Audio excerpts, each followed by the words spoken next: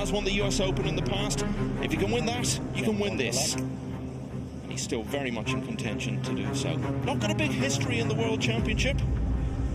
But that's the man standing in his way this evening. John Morra of Canada, someone who has really progressed very steadily over the last 10 to 15 years. Started making his name at a young age, but the last couple of seasons have really seen him produce his best form, consistency and results. And Morra will get us underway.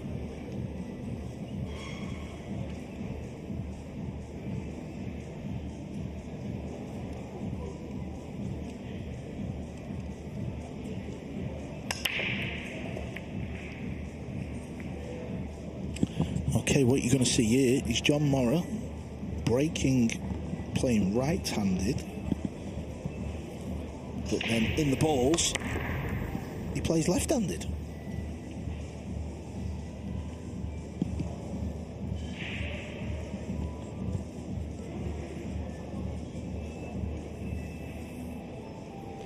"33 years of age. Currently stands at number 21 in the world rankings. You see 27 after his name there, but he's picked up points in both of the ranking events to be held so far this year. Push shot called.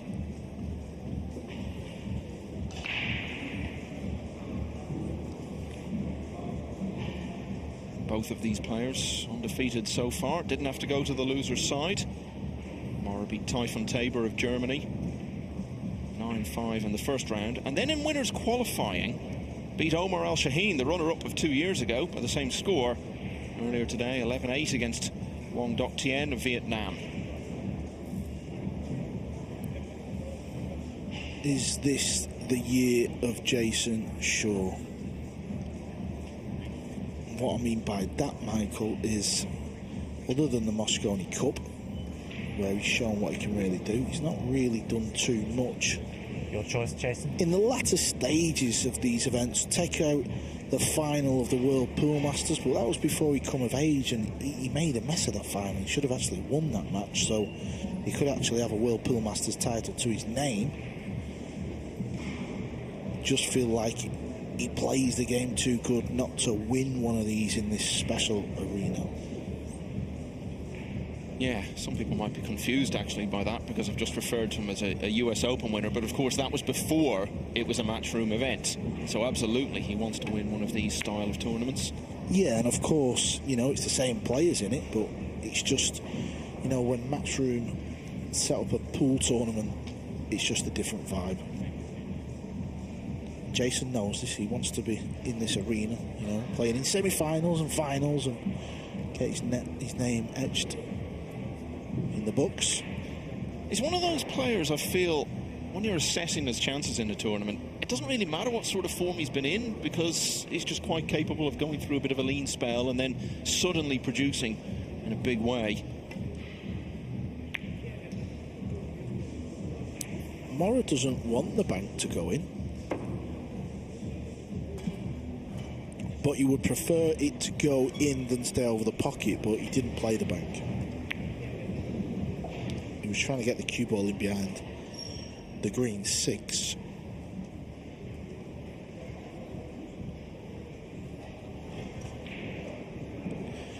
There's the cue action of Mr. Morra. Now plays left-handed. 3 or 4 years ago, decided to switch it up. Some sort of elbow or shoulder injury. He said he was in pain playing right-handed. He was pretty adept with the left hand, but to then go on and almost just retrain yourself, I mean, he's here playing Jayson Shaw in the last 32.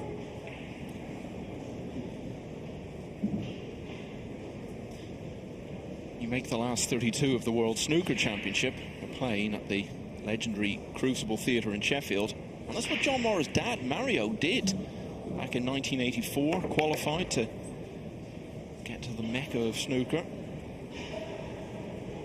Beaten in the first round by fellow Canadian Cliff Thorburn, who had been champion 4 years earlier. Got within a frame of qualifying again the following year, and was ranked as high as 35 in the world at one point.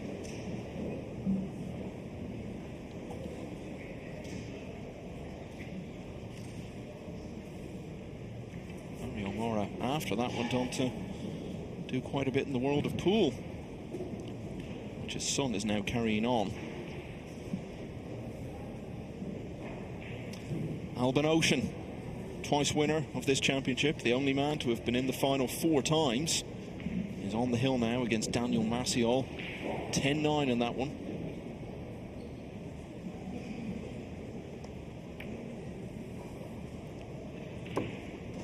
Winner will play Mateusz Sniugocki in the last 16 tomorrow.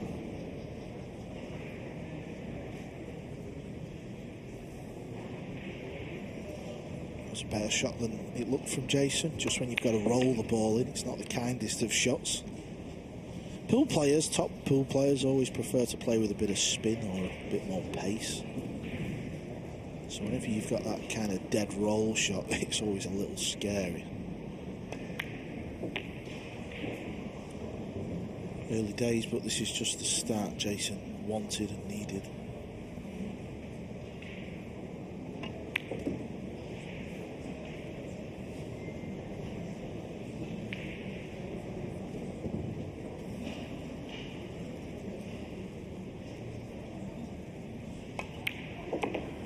Sure, that's the first strike.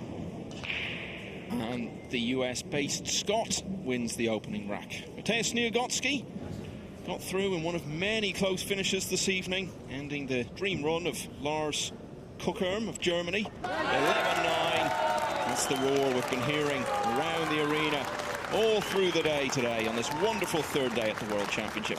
And I spoke to Mateusz after his win. Mateusz, well done. It's turned into a day of lots and lots of close finishes. That was another one. Tell us about the match. Thanks for congratulations. Well, the match goes upside down for both sides. He started very well. He was leading like 5-1. Then I came back. I started playing more comfortable, more confidence. He made a couple mistakes, so I pretty easy get an advantage on 10-6. So I was very on the hill, very close to win. Then I missed the free to finish the match. He finished the rack, he made the 9-ball from the break, and one more rack, and it was 10-9. But lucky for me, he didn't break that well. He played a push-out, and after the push-out, I finished a pretty tough rack. You're into the last 16 now. You went further than that at the European Open, getting to the quarterfinals in Fulda last year. Do you feel all this experience is really helping you massively of getting to the later stages of these big events? Yeah, it's for sure. Playing more and more those kind of events make us feeling more comfortable on the table. I remember how I played in Fulda. This tournament is a little bit different. It's more available because of the World Championship. So if I'm gonna win 2 more matches, I will have the medal. It will be my first medal. So this is what I focus right now.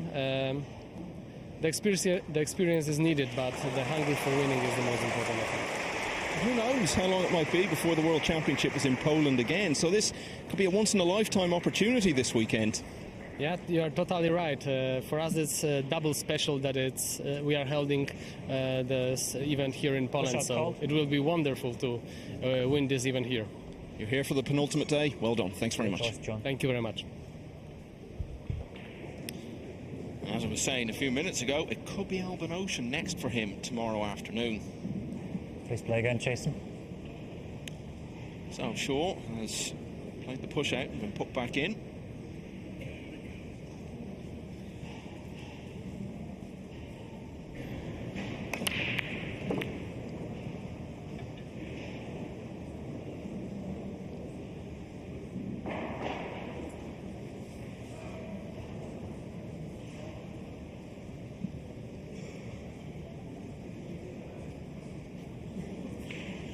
Yeah, this is tricky. I mean, the push out has got a lot to be desired for. He was under the gun a little bit.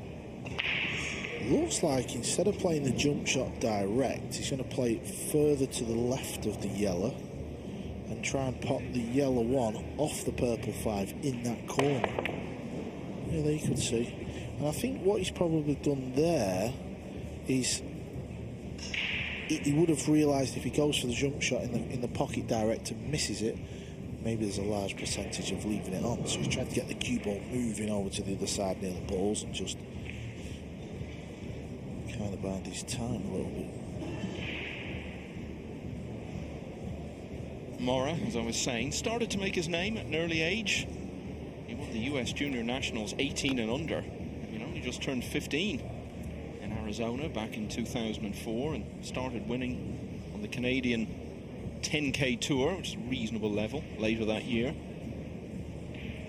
Started winning events on the Canadian Nineball Tour itself as early as 2007 and was runner-up at the Turning Stone that year at the age of 17 to Johnny Archer, no less.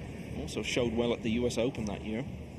So you might say his career up to now hasn't quite lived up to that early level of expectation, but as I was saying, the last couple of years you can definitely see significant improvement. Topped $80,000 in earnings last year for the first time in his career.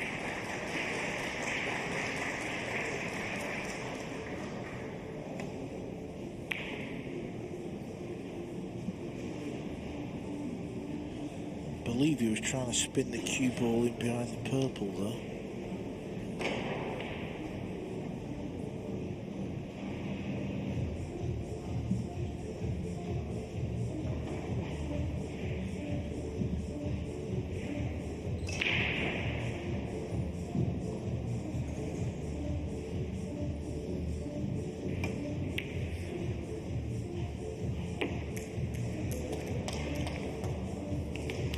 Cross back there from John.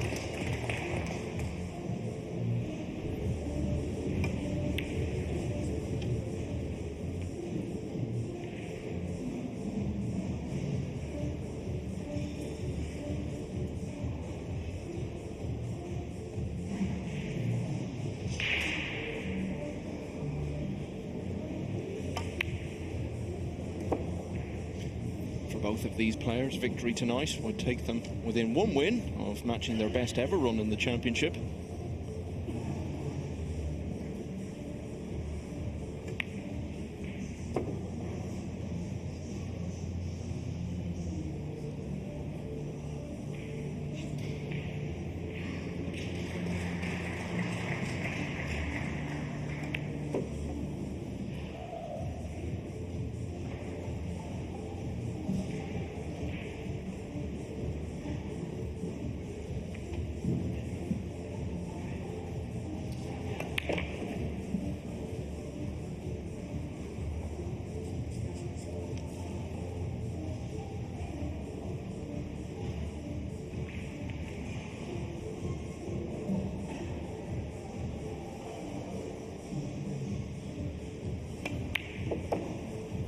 Morra has done here is match Shaw in the early stages of this contest by levelling.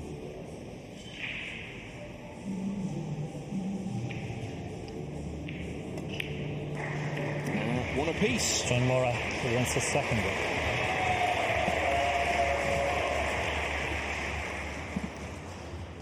So let's just look at some of the other matches. Francisco Sanchez Ruiz, world number 1, up against two-time world champion Torsten Homan.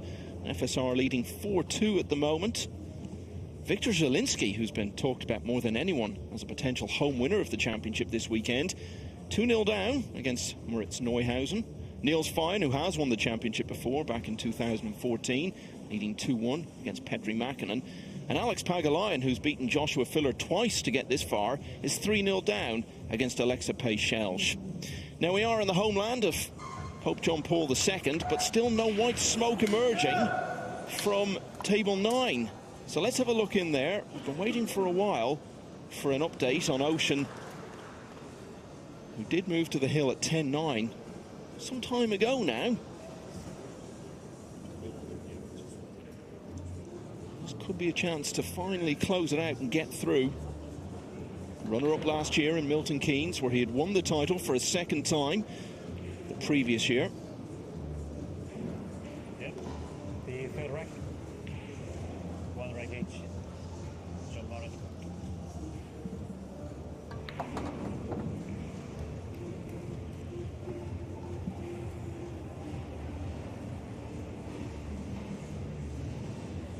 Ocean's had a couple of battles already to get this far. Hasn't been happy with how he's been playing.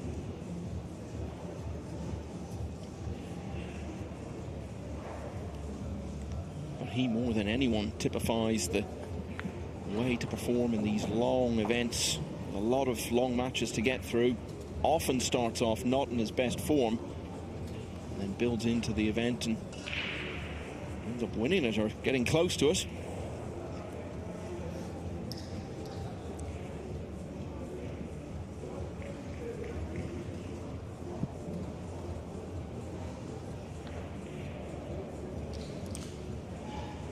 Nice outcome to the break for Morra. The match we're focusing on. Let's just keep an eye on this other one. This is the only one of the first lot of last 32 matches still going, probably only for a few more seconds, and you can tell from Ocean's body language there, he knows the hard work is done, and he is through. Daniel Maciol gave him a great fight. Ocean's bid for a record-equaling third world title will continue into the penultimate day. He's beaten Daniel Maciol 11-9, and will now face another Pole, Mateusz Niegotzki.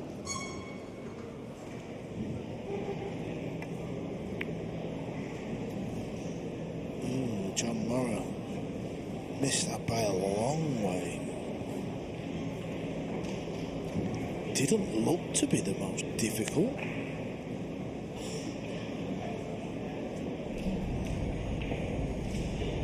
Yeah, he was playing with right spin, so he's just misjudged.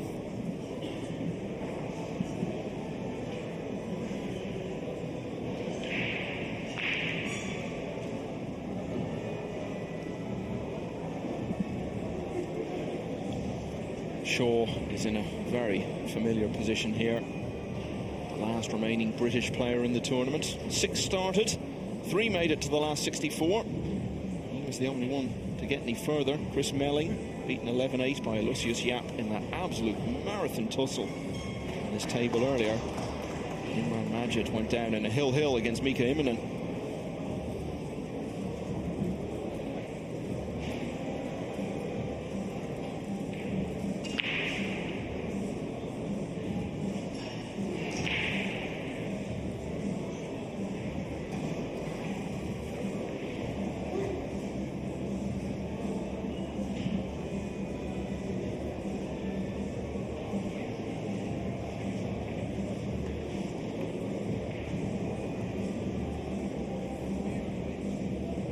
Did the flick on the 5 help? I think he's left the piece of this 3-ball.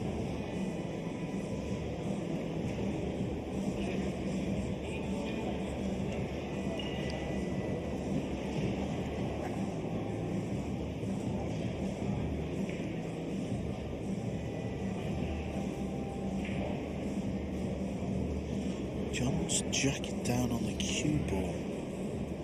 Is he playing the bank?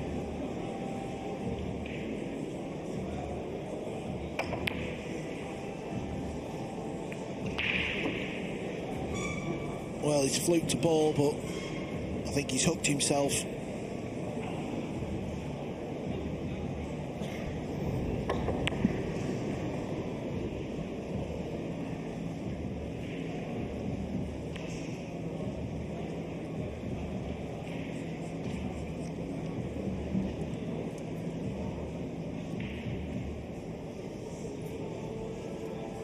Yeah, for anyone who maybe hasn't watched much Nineball or is completely new to the sport, it's always good to remind you that so long as you hit the lowest numbered ball left on the table first, any pot is legal. It keeps you at the table.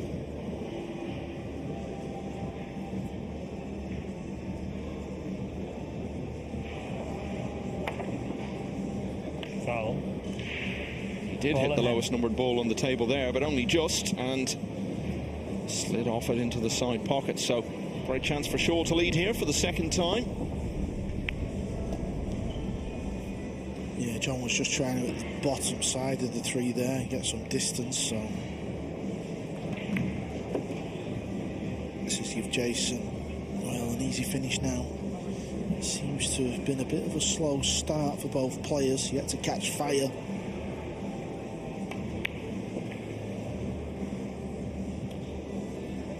to explain those numbers in brackets after the players' names. That's their seeding for the tournament, but the seedings were set on the basis of the rankings at the end of 2022. As I was saying, Morra, that 7 just wriggles in. He's picked up points in a couple of events already this year and moved up to 21. And Shaw has actually advanced now to world number 4, having already won Turning Stone for the 9th time early in this new year. Jayson And early in this wins the match, third he round. leads 2-1. Alex Pagulayan, former champion, has got off the mark against Alexa Pay-Shelge. Trailing 3-1 now, Pagulayan. Niels Fyan, another past winner, 3-1 up on Petri Mäkinen. 1-1 between Mario He and Ko Ping Chung. Let's have a look again at the 7 that just wriggled in. I think the slow motion maybe looks at it, maybe makes it look a little more in depth than it truly was, but worth another look. And there was the routine 9 to finish. Moritz Neuhausen 3-1 ahead of Victor Zalinski now. Chang Yong-lin leads 2-1 against the former champion Ko Pin Yi. A lot of past winners of the title in action tonight. And 3-3 between Dennis Graba and An Tuan Win of Vietnam. Francisco Sanchez Ruiz pulling away a bit now against Torsten Homan and leading 6-2. Before Frank, Jayson chose a break, leading the match by 2 racks to 1.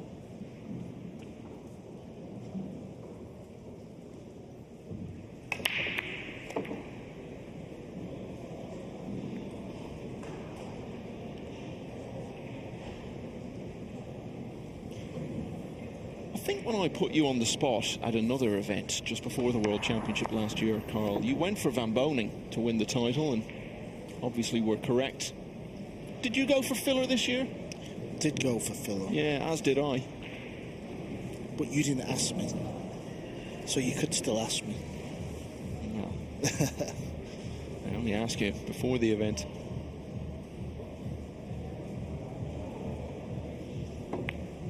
Beaten earlier today by Alex Pagulayan, who had already sent him packing from the winner's side.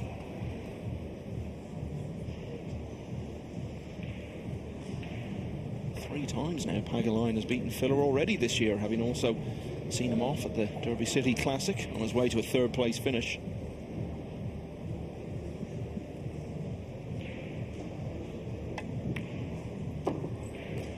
To avoid the scratch in the top corner, which he has done so. Still needs one good positional shot here, especially if he's landed straight. If he's got a little bit of angle, he'll force it over past the green 6 and just leave himself a pot on the purple.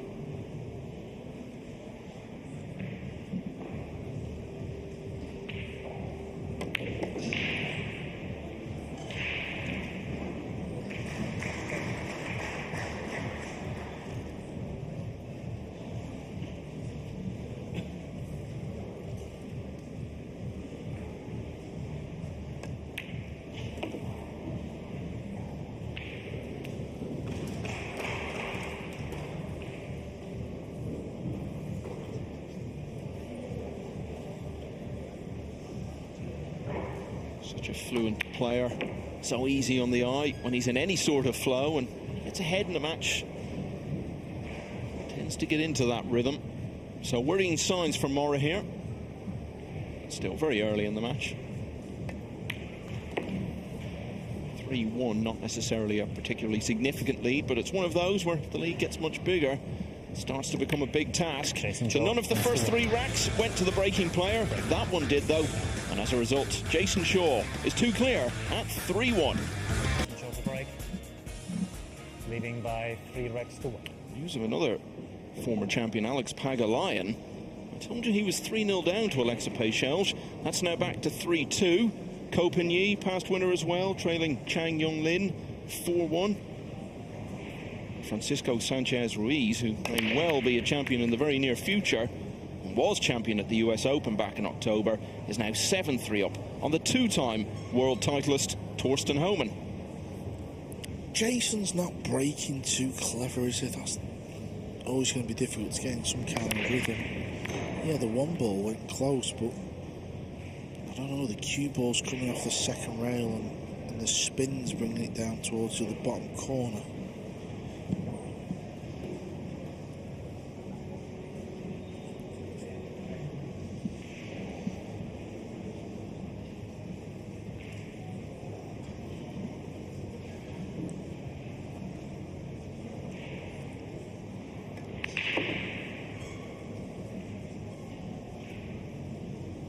Good chances, just got to pay attention to this two ball. You don't want to follow the brown in or bounce up near a rail.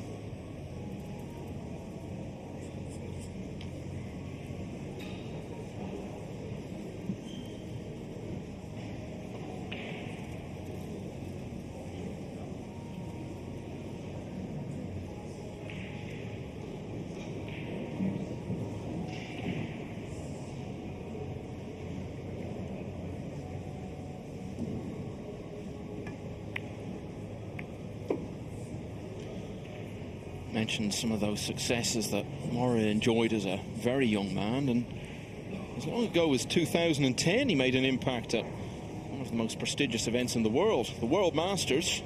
Went to the quarter-finals and was beaten by the eventual winner Denis Orcolio. Now that's hard to do now, but more so then when it was a field of 64.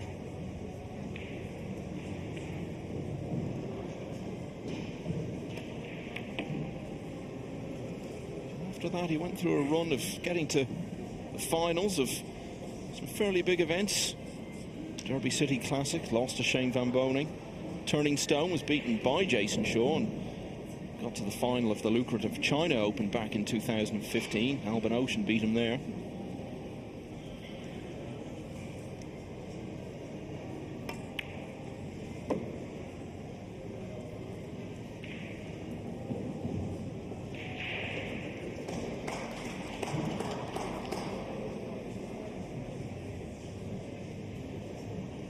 Very experienced player and well accustomed to facing the biggest names. Also been a multiple winner of the Texas Open.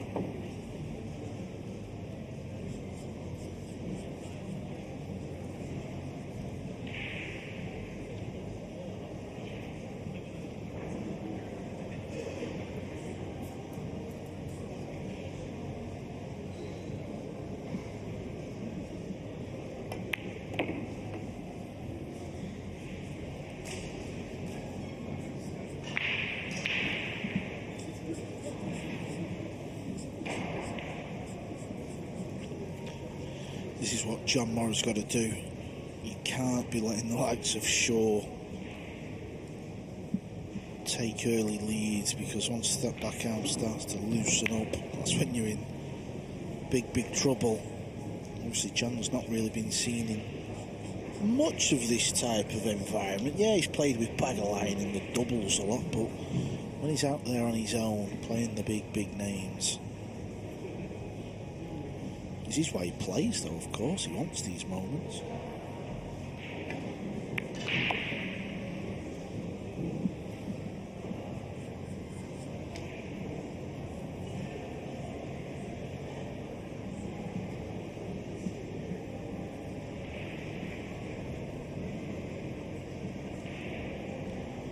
Needs to take care with this one. John Morra. And Morra back to one behind at 3-2.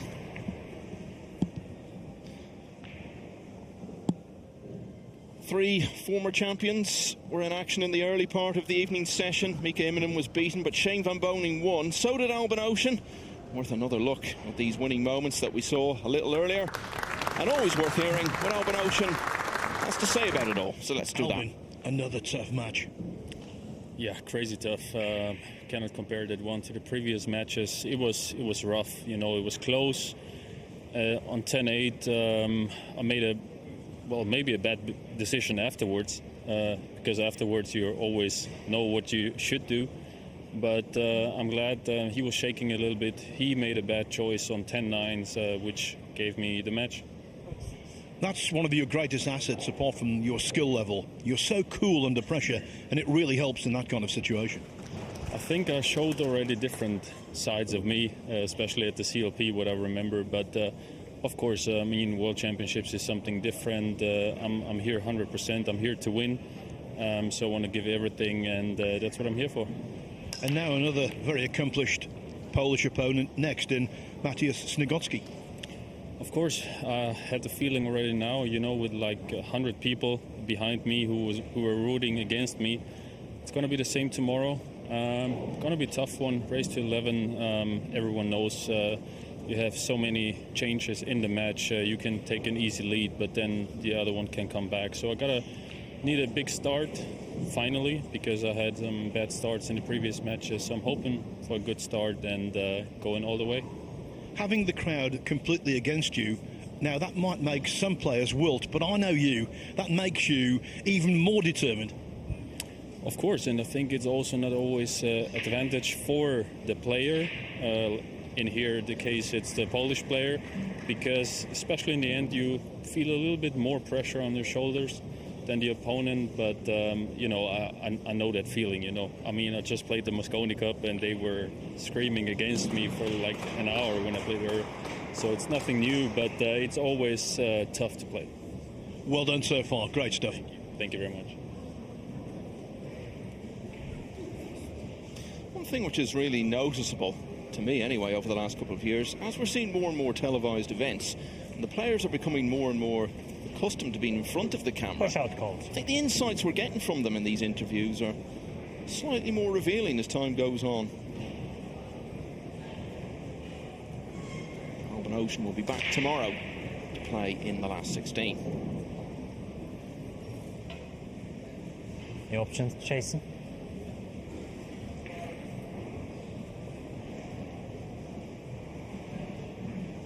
Jason's just weighing up the options, seeing what is available. If he doesn't like it, he'll tell John to carry on.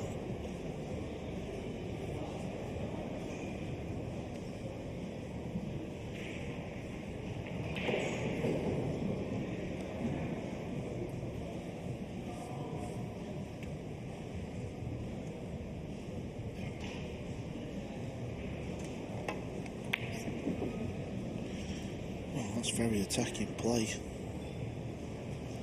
Wasn't an easy pot. He's one of the best potters out there though. But maybe, yeah, this is what he spotted, you see. He feels like if he could get the cue ball over to the left where he is, he can pot this ball in the right corner, and he's going to avoid the scratch and play the cue ball off two rails back out up to the top of the table.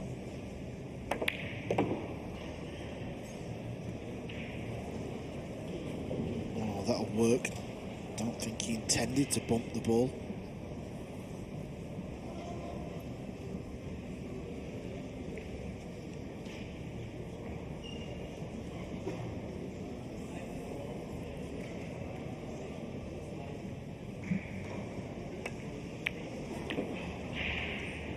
As I was saying earlier, he doesn't have too much history in the World Championship. Was a quarter-finalist back in 2016. Was actually beaten by Albin Ocean, the eventual winner. Had some good wins to get that far against Copigny, Denis Orcolio.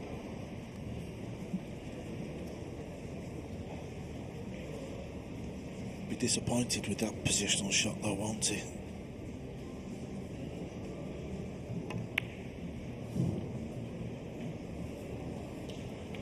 Well, that's a lot better, Michael. I think he's going well into the 8. Certainly looks like it from the TV camera.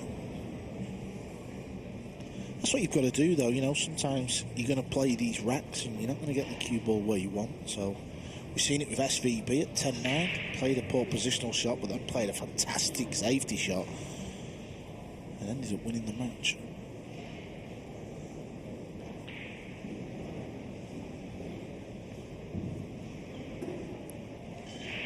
Is there a little gap in between the 8 and that 9? If there is, that's going to make hitting the 5 a lot easier.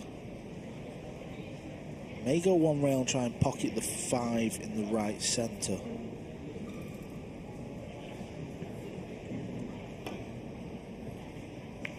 Foul. Wrong ball. Net. The wrong ball. He wanted the 5 in that pocket. Yeah, and look at what's left here for Shaw.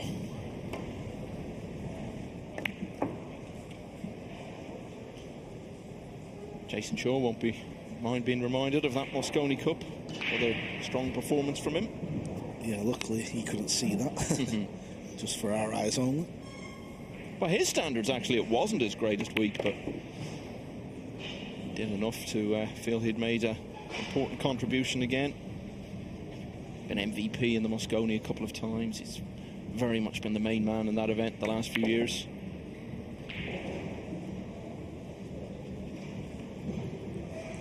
Just shows you this rack was all won by the safety.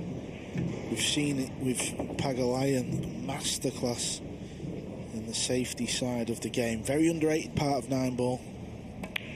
Jayson Shaw. So Jayson Shaw taking full advantage of that scratch, and he goes 2 clear once again at 4-2. Let's get some live action now from table 3. Ko Pin-Yi, former winner of this title. 4-1 down to Chang Yong-Lin. Got to the quarters last year. Could be about to go 5-1. We've got 4 past winners of the title in action here this evening, and the only one of them leading is Niels Fyen, who's 5-2 up on Petri Mäkinen. Ko Pin-Yi obviously trailing here. Torsten Holm an 8-3 down to Francisco Sanchez Ruiz, and Alex Pagalayan level at 3-all with Alexa Peychelge, but he'll be happy enough with that because he was 3-0 down. Well, this guy here, Michael, he is a serious player. If you'd have said to me, pick 4 players before this event, Chang would have been in my 4. He is a proper pool player. I'd never be that generous. Has been in the final before, beaten by Fedor Gorst in 2019. The break is not there for Mr. Shaw. You know, when you compare it to SVB's break and Sanchez, if he comes up, you know, if he goes on to win this match and he keeps breaking the same, he cannot win the tournament. It's impossible. He's got to get a better break. He's not making balls on the break. And against the top players, you're going to come unstuck. A little bit of a tester for Chang Yong-Lin as he looks to get the 5-1 lead. Still expect him to get this.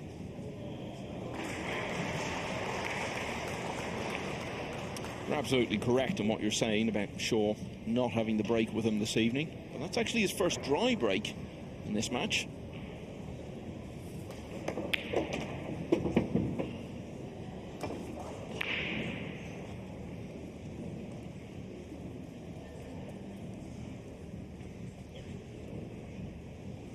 Getting punished at the moment. John's having a bit of a mare.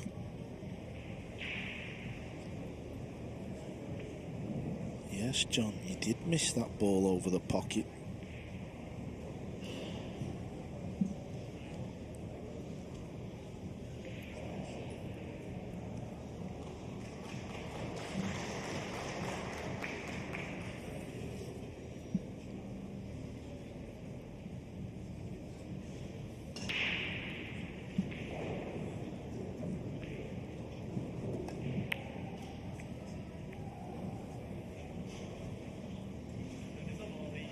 You don't need me to tell you that's gone wrong.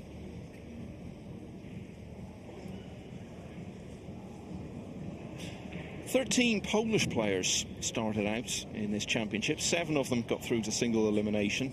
5 of them made it through to this round, and there's been a lot of talk that one of them might make a huge breakthrough by winning the world title on home soil, and Viktor Zalinski was seen as the most likely to do that. May yet happen, but if it is going to turn out that way, he's going to have to produce a big fight back because he's now 6-1 behind against Moritz Neuhausen of Germany.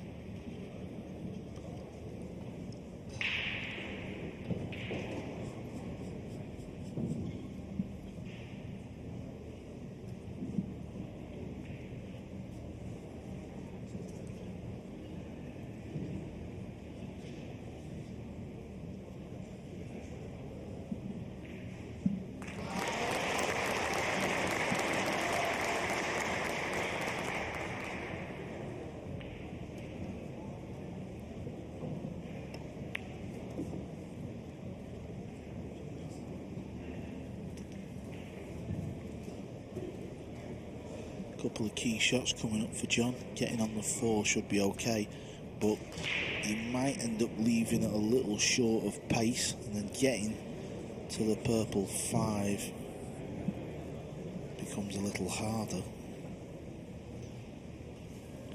Not sure exactly what that cheer you heard a moment ago was for, but I suspect it may have come from table 14. Zalinski has pulled one back.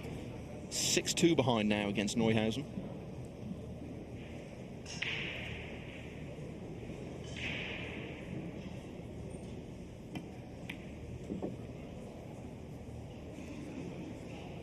Okay, decided to play for the 4 in that pocket. And that's come up good.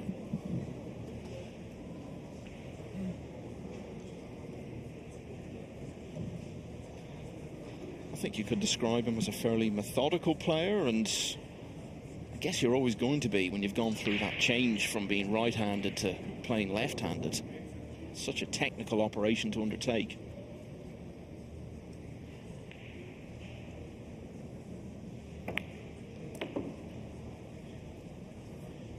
May see him play right-handed this time.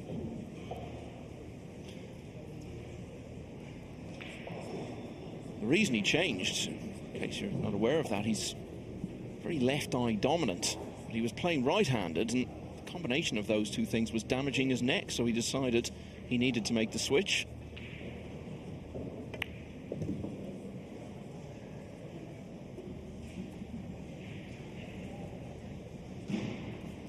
And once you've done that, you're never going to be the most natural or fluent. Yeah, it's the touch that I would worry about, them little finesse shots, but he's pulled a couple out there, and he's been playing 3 or 4 years now left-handed, but you don't really hear of things like that, do you, in sports?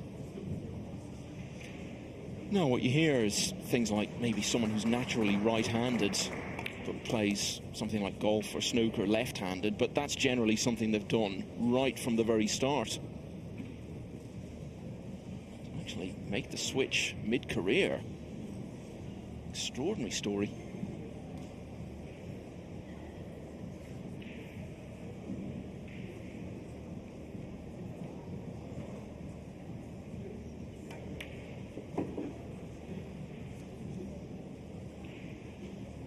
As I say, playing that way, you're going to be very methodical, very technical, and with that style, you're going to take a lot out of yourself.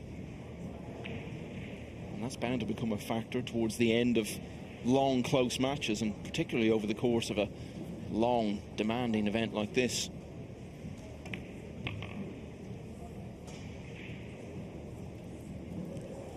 Well, he's doing what he needs to do. He's just staying in there.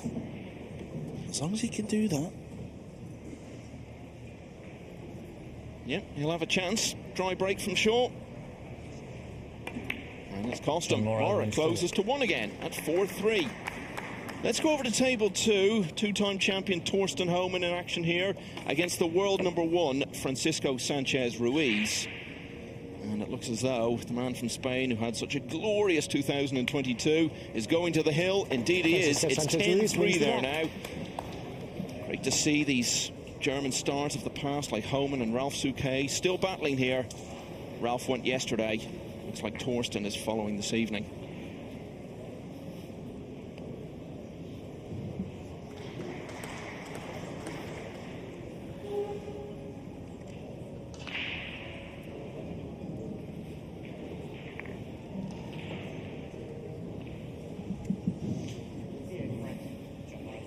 Completely different to last year. Homan beat Sanchez Ruiz in the World Championship in 2022. That was far from typical of FSR's year, though. Highlight of which, as I'm sure you remember, was winning the US Open in Atlantic City, which made him world number 1. 4-3 down. Morra breaks.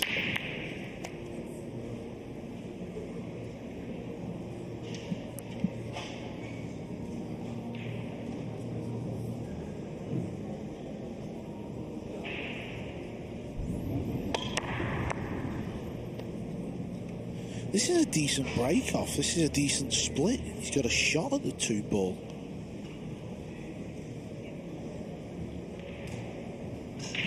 Looks like he's going to have to get into the cue ball, though. In fact, it's not easy to get on the 3 ball. If he can soft draw it and keep the cue ball over to the left, shoot the red 3 in the bottom right corner, he will, but he can't do it. He's going to spin this round. This is always a nice shot when it comes off. Watch the cue ball. Spinning it round 3 rails, playing for the red in the right centre, but he's missed the pot. Here's the cue ball for that 3, but he's missed the blue. Well, you saw that stat there, that only 1 rack has been won by the breaking player after that miss. That fact may remain.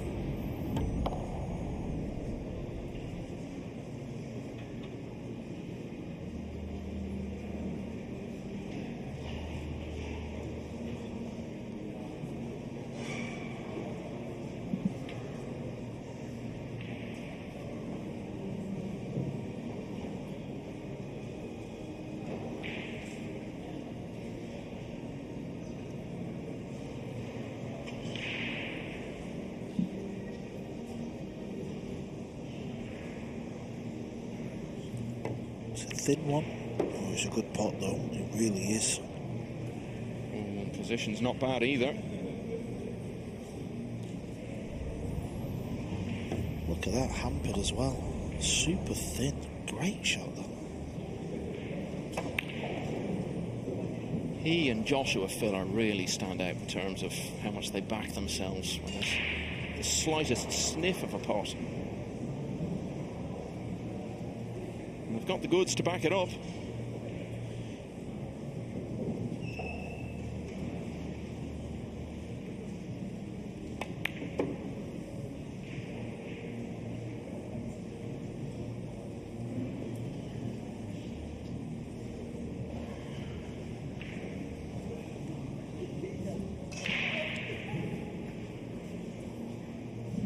Jason's not happy with the carpet at that side of the table. Played the shot before and he kept looking down.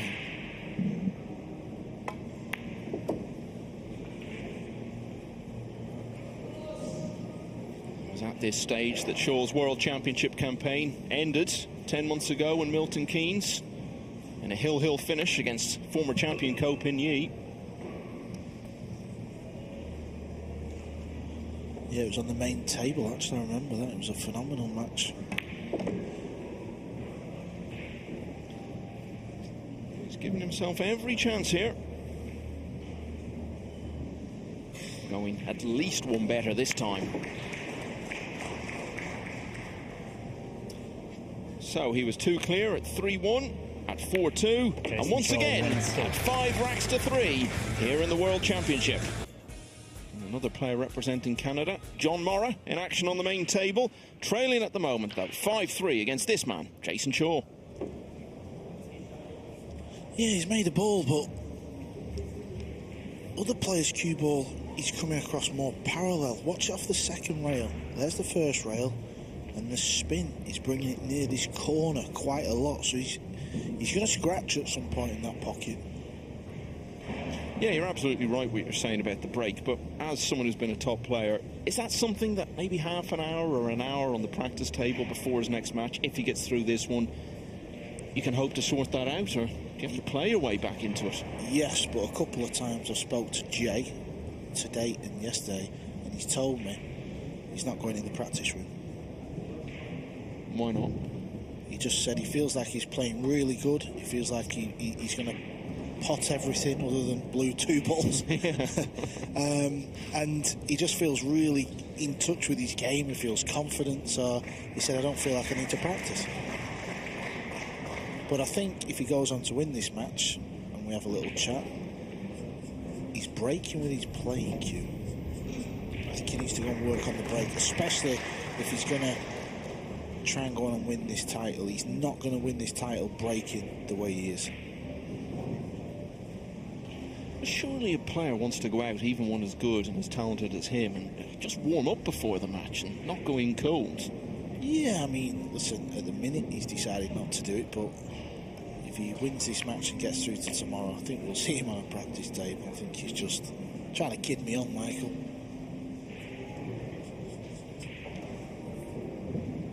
That's where I've been going wrong. I've been practicing too much. I should just stay away from the practice table, play the matches, and I'd be playing the way you used to. But it's another rack where Jay's been 2 up, and he's been at the table. He's gone wrong, and now John is here to just pick up the pieces.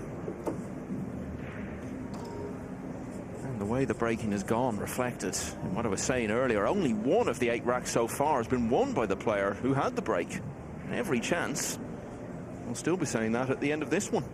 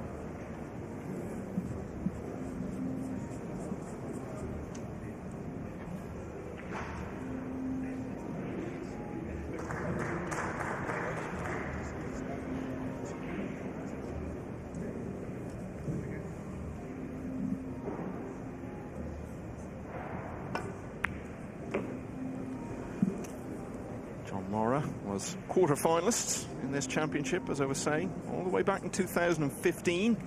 Ko Pin-Yi, who went on to win the title, ended his hopes. They've both been to the last 8, these two. Yet again, he's going to steal another rack from the Jayson Shaw mistake. Yeah, 2 balls down off the break for Shaw. Didn't do him any good in the end, though. Morra again.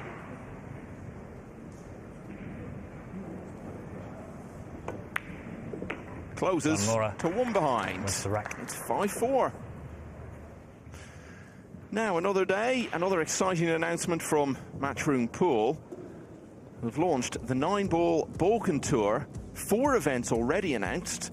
2 in Bosnia and Herzegovina, 1 in the Slovenian capital, Ljubljana, and another one in Serbia. Possibility of more being added in the course of the year, and that's all going to start in March. Sanjan Pelevanovic is from Bosnia and Herzegovina. He's been very much involved in this, and earlier I spoke to him about this news. Sanjan, this is great news for pool in the Balkans region, and particularly exciting for you in that 2 of these 4 events announced are going to be in your home country. Wonderful news for you. Yeah, actually that's perfect, and I'm really thankful and glad Matchroom Pool and Emily for making it possible for the players from our Balkan countries to have some kind of tournament and to see top Balkan players fighting for the ranking points, and they can actually make a World Championship next year. And of course, they don't need to travel much and have so many expenses. They can play in a tournament at their hometown or 3 hours from their hometown, because Balkan everything is kind of close. So I'm really glad it's happening. This is happening all around the world, isn't it, in different pockets of tournaments. And as much as anything, it's about giving players who aren't quite ready for the world stage yet the chance to get a step on the ladder. Yeah, exactly. Like, we have many good players like Eklin Kaci, Kazakis, Oliver Sonoki, Alexa Pecic. I mean, it's going to be a good fight, and of course there's so many players up and coming, and they need like 1 step further to go, and exactly this Nineball Balkan Tour is going to be a great event for them. And we have your family to thank for this as well, don't we? Not just your influence, but your dad is involved in all this as well. Yeah, my dad is running, like, they have one association, Balkan Federation. It's not official, but there is like 3-4 friends who like pool a lot, and they're making also this thing possible. Well, a couple of players from Bosnia and Herzegovina made an impact here. This will help more come through in the future. Thanks very much for talking to us about it, and we look forward to these exciting events. Thank you. Yeah, we might well have had the 2 players from Bosnia and Herzegovina playing each other in the last 32 this evening. They were both narrowly beaten earlier today. Pelevanovic himself going down only 11-9 to Petri Makinen. And Aiden Pikniach was beaten 11-10 by Niels Fyen. Mäkinen and Fyen playing each other this evening, and it's the Dutchman currently leading 6-4. That Balkan Tour begins with the Bosnia Open on the 18th of March.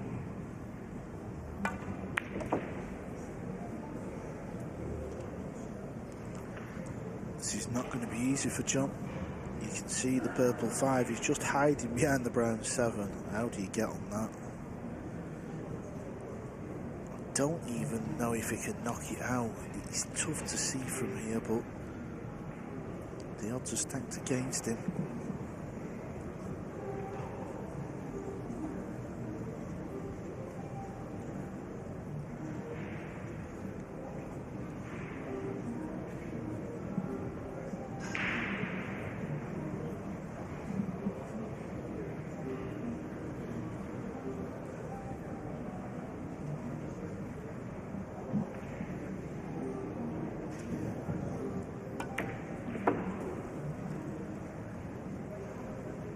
Well, would you just look at that? I think he heard you writing off his chances of seeing it out from here. Look at the cue ball, just flicks the brown away and leaves himself a shot on the 5. Pinpoint precision from the Canadian. So this was the cue action from about 4 years ago when he used to play right-handed.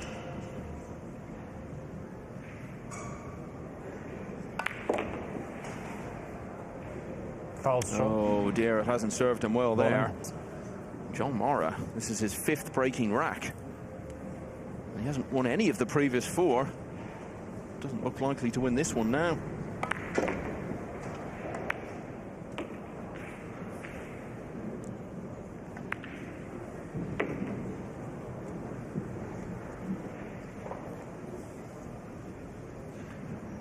So back and forth it goes, and for the 4th time, Shaw is going to be too clear here. That's fine by him. Shaw now leads by 6 racks to 4. Alexa Pace-Schelge 5-4 up now on Alex Pagulayan. Niels Fyen has been pulled back to 6-5 against Petri Mäkinen. And over on table 5, Mario He looking to add his pals, or join his pals, Albin Ocean and Max Lechner in the Austrian contingent in the last 16. 5-3 up on Ko Ping Chung. Mario, he lost his opening match of the event as well.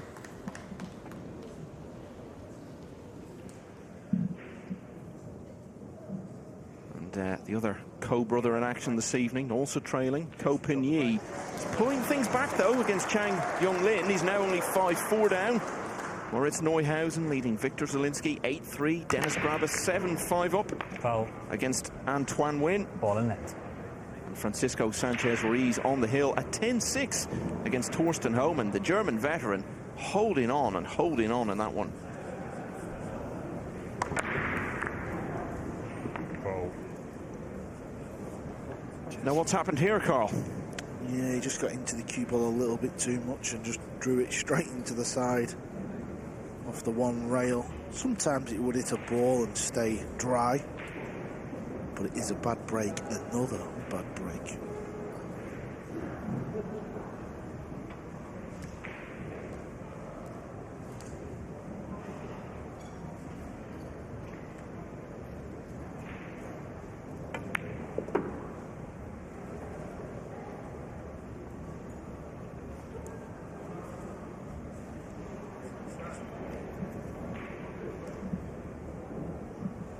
Look at that. Only one rack has been won by the breaking player. That was Jayson Shaw in rack 4.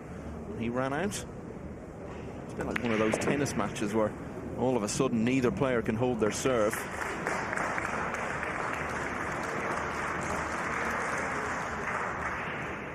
Remember a Wimbledon ladies final like that years ago between Steffi Graf and Gabriela Sabatini.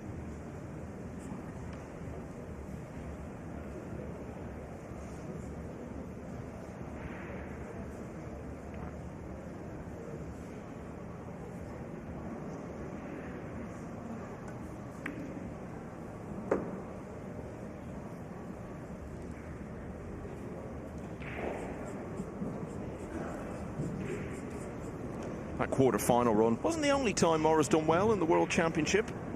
That was 2015. He got to the last 16 a couple of years after that. And last year was in the last 32. Ronald Regley beat him 11-8. He's had a lot of decent runs in these very biggest events the last couple of years. Last 16 of the US Open, year before last. And then got to the last 32 back in October. Beat Victor Zalinski on the way. And at the European Open in Fulda last summer, he reached the last 16. Some really good wins along the way. Beat Alex Kazakis. His run was eventually ended by Konrad Yasusin. This is where the game shows you what it's all about. It's all about angles. Just find the back rail.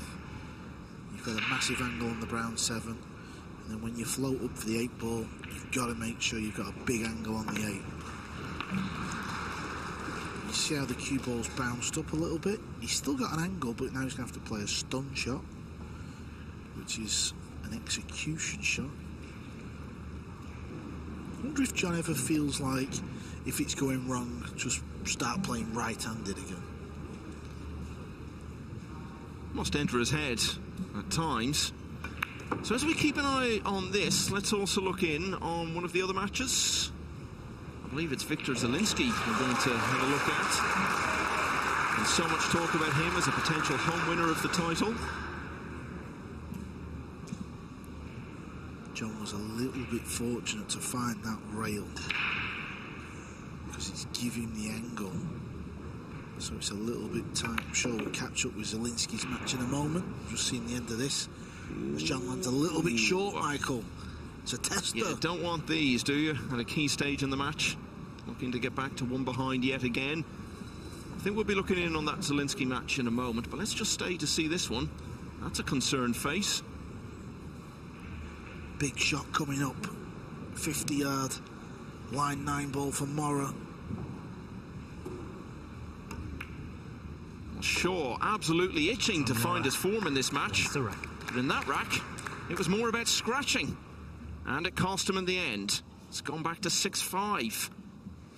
Let's go over to table 14 now. You may have heard a big cheer emanating from the other side of the arena. Well, this is what it was for. Victor Zalinski battling for his future in this World Championship and getting back to 8-5 down against Moritz Neuhausen. Alexa Peychelge too clear again against Alex Pagulayan at 6-4. Petri Mäkinen battling back well against Niels Fayen. One behind at 6-5.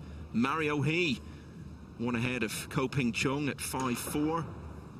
Ko Ping Yi also 5-4 down against Chang Young Lin, but as I was saying, he was a bit further behind than that at 5-1. Dennis Grab at 8-5 in front against Antoine Nguyen. Torsten Homan just will not let go. He looked to be heading for a heavy defeat against Francisco Sanchez Ruiz. He's still out there, now trailing 10-7. This man looking to draw level.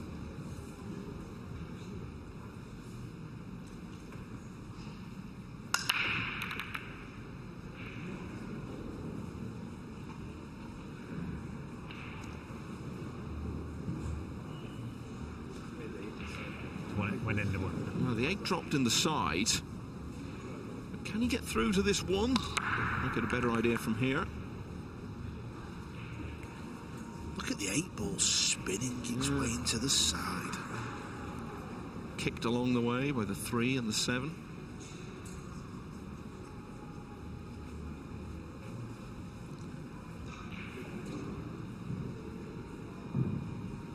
Well, he definitely can't go off the right-hand side rail because the green 6 is offset to the right. So if he's going to pot this, he's got to go to the left of the green 6. And the fact that he's jacked up tells me he's going to play a little swerve shot. This can go wrong. He's got to watch he doesn't over swerve it into the 6. Oh, wow, look at that. It will stop spinning eventually. Yeah, and this may seem obvious, but that's what the spots on the cue ball are for, so you get to see the spin as the ball's moving.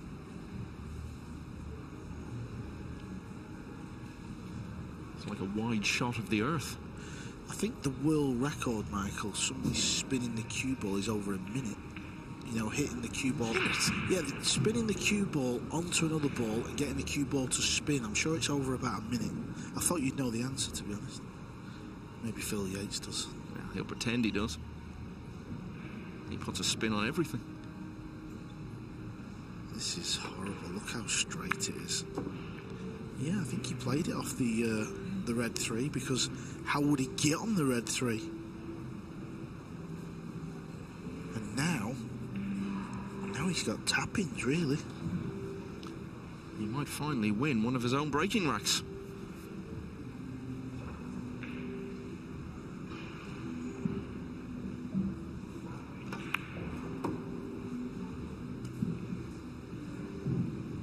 So how would you do that?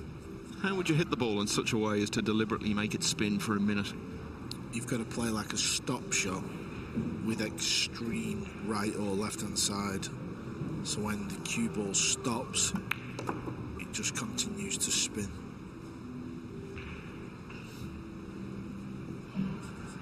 I'll show you one day, Michael. Probably ripped the cloth in about 3 places attempting it.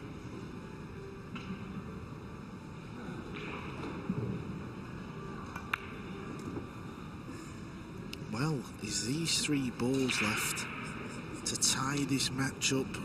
The story of the match really has been the fact that Jayson can't get in front, because every time he breaks, he opens up a 2-rack lead, and then when he breaks, it's just messy. It's not right. John's doing all he can do, though, isn't he? At the 6th time of asking, he's going to win a rack on his own break.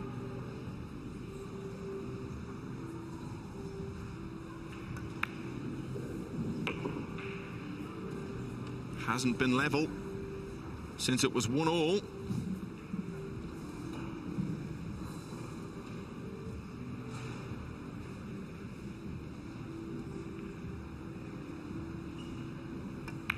But he is now. Jayson Shaw is in a real fight here. It's 6-all in the last 32 of the World Championship on this Friday night in Kielce.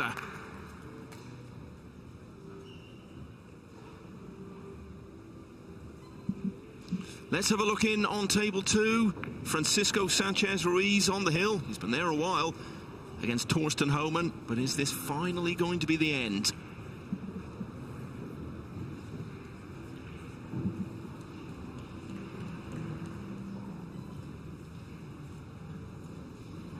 Homan was champion in 2003, 2013.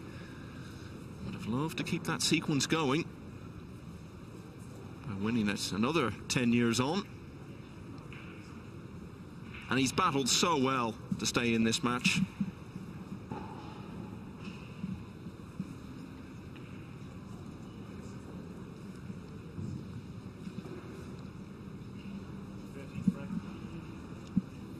Saw Sanchez Ruiz on the main table earlier, beating Oscar Dominguez 11-3.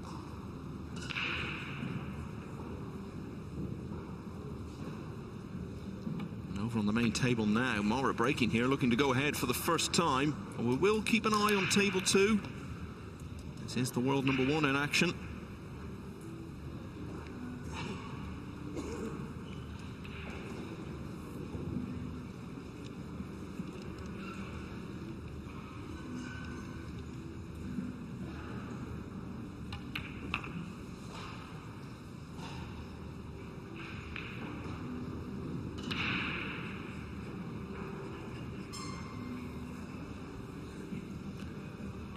If Sanchez Ruiz can finish the job here. At the moment, Denis Graba of Estonia looks his most likely opponent in the last 16.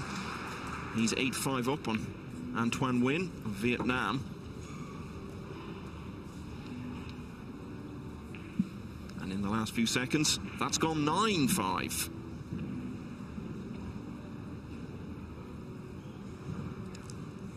This is a chance for Morra. The 2 ball is going to go into a big pocket. As long as it's the left rail, it didn't matter. Went straight for the pocket. And now because the 4, the pink 4's over the pocket, he can pot the 3 and not really worry about the cue ball. He can play a positional shot into a big area. The world number 1. He's at it again, Michael. Yeah, one of the few low points for him in 2022 was going out of this World Championship at the last 64 stage. That was at the hands of Torsten Homan. For 10 months on, he's reversed the roles. He wins 11-7 and is 4 matches away now from adding the world crown to that US Open title he won in Atlantic City in October. The world number 1 is here for the weekend. Torsten Homan, 2-time champ, 2003, 2013. It's not going to be 2023, but always a good sport when he loses. He can set his sights on 2033 right now. Michael, obviously you work in the snooker world, don't you? And the last couple of years, we've seen a lot of the younger 9-ball players winning the events. I wonder why we're not seeing mid-40s to 50s winning the 9-ball as well. Within snooker, if you look at Williams, O'Sullivan, it's happening in the snooker. Yeah, and loads of other players as well. Joe Perry, Robert Milkins, guys past the midpoint of their 40s. So what are you saying, why is that not happening in this sport? Yeah, I mean, I'm not saying it's not going to happen, yeah, but I just feel like there we've just seen Torsten Homan, early to mid-40s, go out. Niels is still in Pagalainen, but they're not really winning, are they? The difference is that in snooker there isn't a new generation coming through to challenge those over 40s, whereas in pool there quite clearly is, with Ocean, Filler, who's a good bit younger. That's the simple reason, really. What's coming through in snooker is not as good as what's already established there. And it's the opposite in pool. A new generation of dedicated professionals. Morra's just made life a little hard for himself here because he's hampered over the 9-ball. He doesn't want to be anywhere near the 9.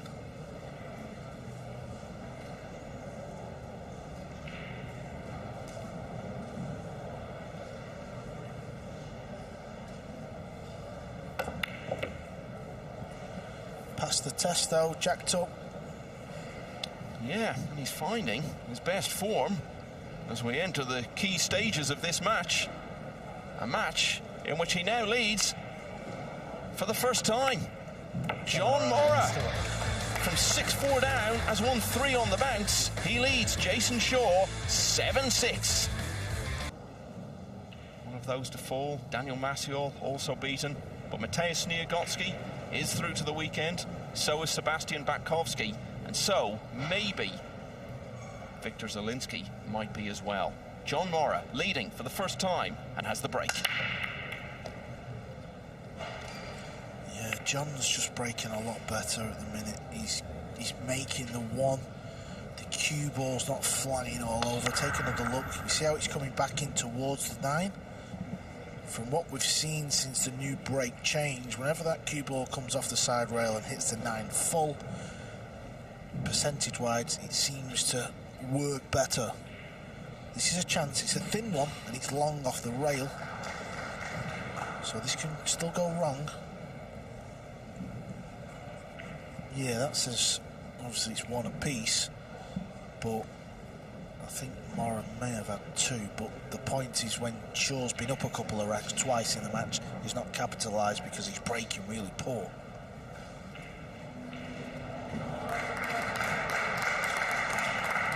Mario He has won rack 12 to go 8-4 up on Ko Ping Chung.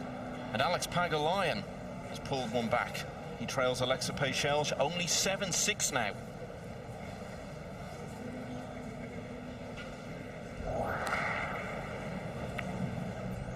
Actually didn't miss by much. We've seen a lot of balls going up the long rail that shouldn't go in falling. Oh, where's the cue ball? What's Shaw done here? Oh no, it's all going wrong here for Jayson Shaw. What a shocker. He should be nowhere near the side pocket.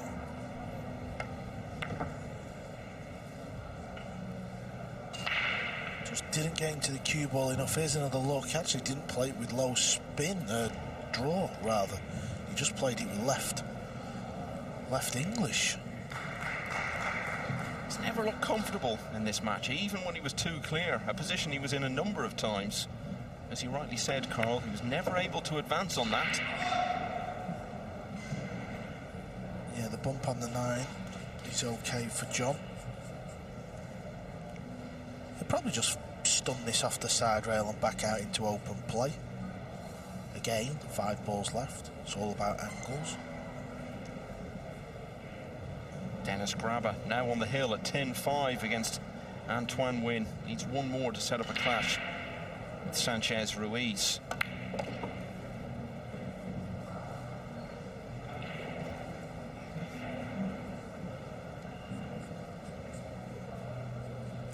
Shouldn't have been near the bottom rail. He was trying to come back out a good foot higher than where the cue ball's finished, so may have to pinch the pocket. Yeah, it's not too bad. He can play it into the rail a little bit and just draw the cue ball back out where his hand is off the side rail. Watch the cue ball. He puts spin on this ball. Here's the spin. But again, he's just chasing the positional shot. Now he's going to have to play another one. A smart move here, Michael, would just pot the ball. Don't hit it really hard. Just pot the ball and just come over half a foot and leave you a shot on the 8. Yeah, you see how he's going forward? Doesn't really need to do this. But he doesn't want to leave himself a more difficult 8. Oh, he's hit that well. Good shot. We showed you Victor Zalinski getting back to 1 behind against Moritz Neuhausen. But the German has taken the next one, crucially, so he goes 2 clear at 9-7.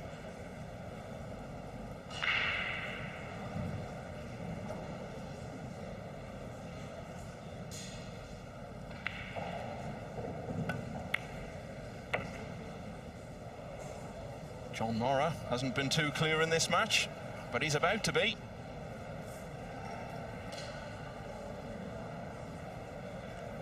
He's now won 4 racks in a row. Another very expensive scratch for Shaw.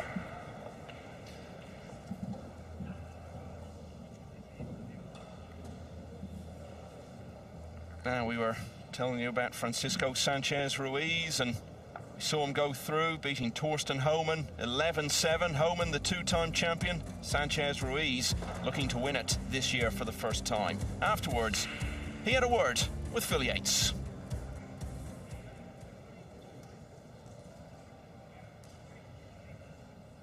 Francisco, last year you had so much success, but in the World Championship you were beaten in the last 64 by Torsten Homan, so I suppose it was a case of a score to settle. Yeah, last year he played with me amazing. He played amazing, so I had to I had to play my best for beat the Torsten. I have so many respect for him. He's a legend of football, so I get that revenge. David Arcadi went out earlier, so the responsibility of trying to win a world title for Spain rests on your shoulders. Yeah, I just try to play my game. So like I said before, I want to stay focused round by round, step by step. We talk about confidence a lot in sport. I don't think you've ever had more confidence, and that's the greatest thing, isn't it? Yeah, I think the 2022 gave me a lot of confidence. When you win a big title, so you play like, you know, I don't know how I was playing, but I feel much better now. I think I'm a different player right now, so I'm looking for tomorrow. Finally, you won the World Cup of Pool last year. You won the US Open. Would being world 9-ball champion top that? Yeah, it's gonna be like a dream if I win this title, but it's a long way to go. So let's do everything in the last 16. Well done so far.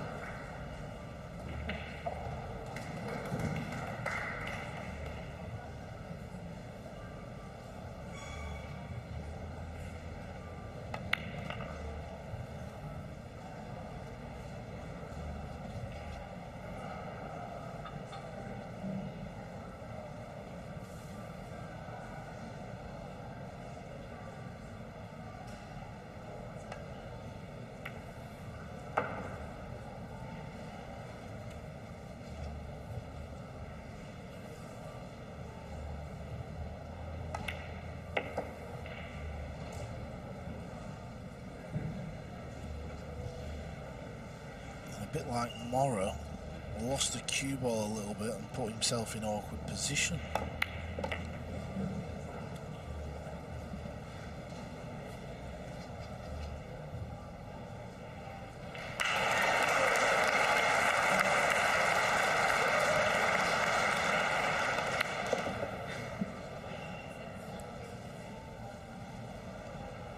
So I think this is what Shaw needed.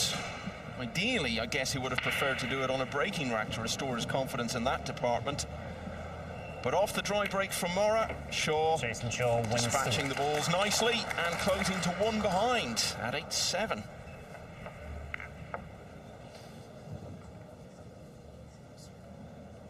Now, Dennis Grabber, as I was saying, went through a few minutes ago, so let's grab a word with him.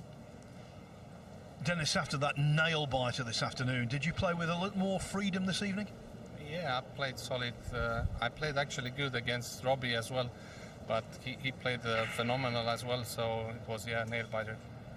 2 race to 11s in the same day might seem marathon for some people, but for you guys, you're well used to it, aren't you? Of course, we are tired as well. We're human as well. So, but I gain confidence in every match I win. So I hope it continues. Now you're at the business end of the tournament, through to the weekend, into the last 16. Do thoughts of that trophy start to go through your mind, or do you try and keep that at bay? No, just one match at a time, one ball at a time. So it's still a long way to go. So many tough guys still in the tournament. And now with the Nineball rankings introduced and what they can bring if you go up the rankings, a deep run in this can be priceless. Yeah, for sure. The rankings are huge because you get invitations for other tournaments, big tournaments. So, yeah, for sure. Great job so far. Yeah, thank you. Victor Zalinski has pulled one back again. So once more, he trails by just 1 against Moritz Neuhausen, but running out of time to turn that one round.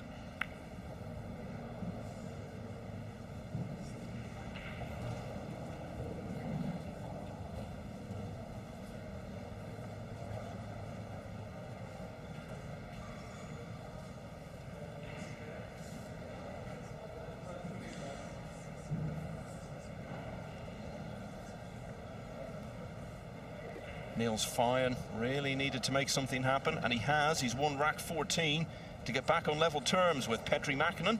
That's 7 each.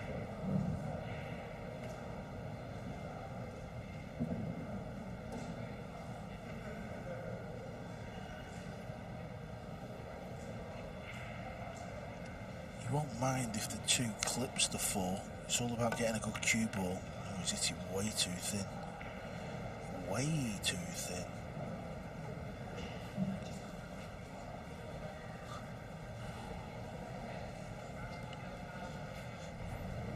Let's see it again.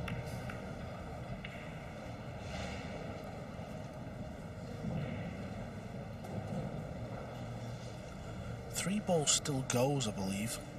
Awkward cueing.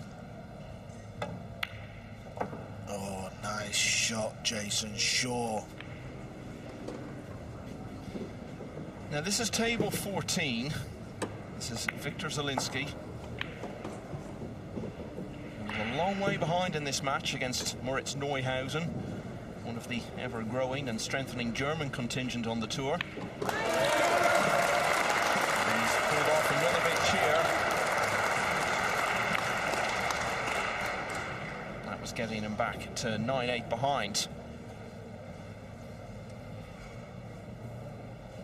As I was saying, he can't just keep holding on and holding on. At some point, he's got to turn it round and go in front, and so he's got a few racks left in which to do that.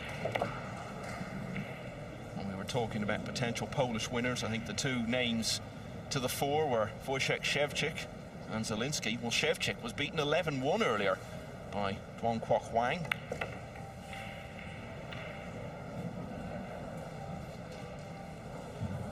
Was a real turnaround from earlier in the day when he ended the hopes of David Al-Qaedi. This has been a good response from Jayson. Missed opportunities, poor breaking. Found himself 8-6 down. He's had a couple of tricky shots in these 2 racks, but he's passed the test. It's this 9-ball to tie the match up. Yeah, he's found some form at the right time. He absolutely had to. It's 8-all. They both need 3 more when we return for the finish. If you wish to follow that one, here on the main table. Such drama now. Jayson Shaw was leading 6-4 against John Morra of Canada, lost the next 4 racks, but he's found some real form in the last 2. So now, effectively, it's a race from here to 3.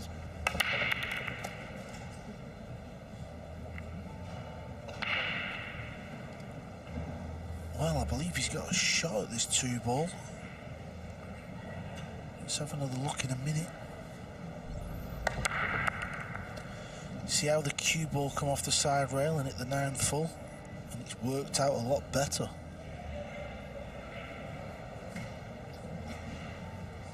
Another player on the hill, Alexa Peixelge at 10-6. Here's the run of Alex Pagulayan, which has included 2 wins over Joshua Filler in the last couple of days, perhaps coming to an end. Peixelge had a fantastic tournament, didn't he, last year? European Open. The UK quarter-finals. Hill against Filler. That's right, and I remember seeing him outside the venue afterwards. I was saying earlier he was absolutely inconsolable. But you know what happened that night? Jayson Shaw and his wife took him out in London to try and cheer him up. What a lovely gesture.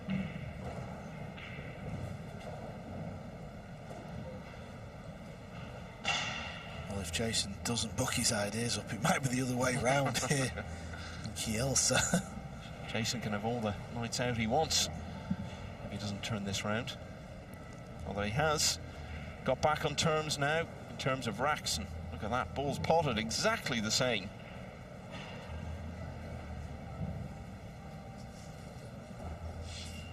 Now, is Victor Zalinski going to make it through to the penultimate day of this World Championship? It was not looking likely earlier in the evening against Moritz Neuhausen, but he's coming good at the end. And he's just a few balls away, potentially here, from winning this match 11-9. It seems that every rack he's won over the last 30 or 40 minutes has produced a big cheer. Imagine what it's going to be like if he closes it out in these next few moments. Think of Shane Van Bonen coming from well behind to beat Mika Immonen on the Friday night of last year's championship, and going on from there to win the title. Could it be a similar moment for Zalinski here? Yeah, it's a big shot coming up. 9-ball pool players are not often big fans of playing into the side pockets, just because the corners play a lot bigger. So he's left himself match ball into a side pocket. Yeah, the big roar is not quite guaranteed yet.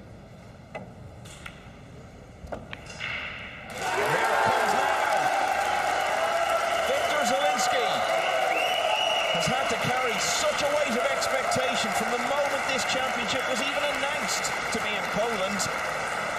And he's carrying it all the way through now to the penultimate day.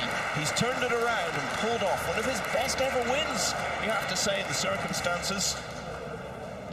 He'll be here tomorrow for the last 16 of the World Championship. Will Jayson Shaw be here as well? It's looking a lot more likely now than it did about 15 minutes ago. This is going to be 3 racks in a row for him. Yeah, Jayson, of course, will hear that huge roar, and that will gee him up as well.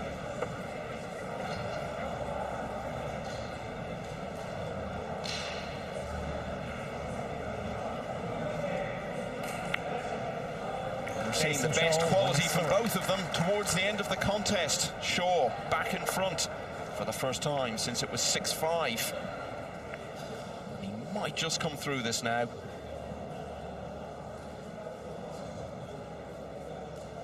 So Zalinski, at the moment, looks like playing Chang Young Lin. He's 8-5 up on Ko Pin Yi.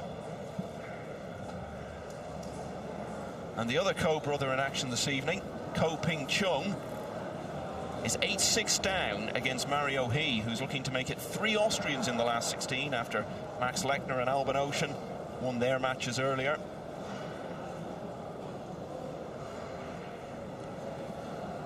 Niels Fine has given himself a bit of breathing space again. 9-7 up now on Petri Mäkinen. And Alexa Kielce is through.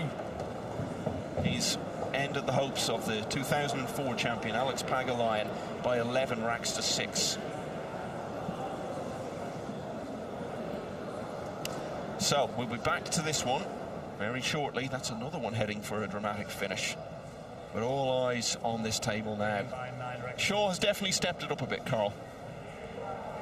Yeah, just when he needed to, of course. He's had to come with a couple of good shots. Not been clinical yet, but this is just about putting everything into it. There you see again, the cue ball comes off a lot more parallel, and at least the split is there. Obviously, after the break, you've just got to take what the table gives you.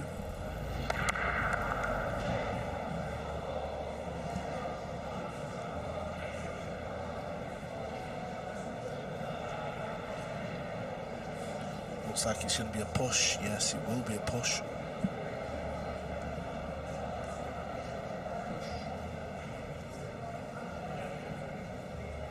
Push out called.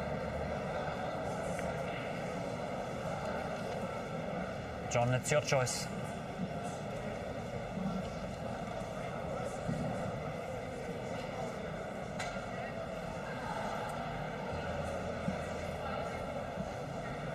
Most of his experience of being on the main table, Morra, has probably been in the World Cup of Pool, where he's represented Canada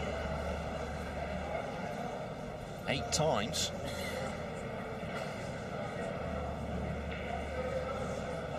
Got to the quarter-finals back in 2019, beat France and Estonia, and then quietly, fast over, please. lost to the Philippines team, who went on to reach the final. He's handed it back to Shaw. How do you view this one, Carl? Yeah, he's just sitting in the way. He'd like to put the 2 ball. Needs to slow down. It's going to be okay. It's going to be more than okay. Yeah, John is big favourite to kick this ball, but you'd certainly rather be in Jayson's shoes.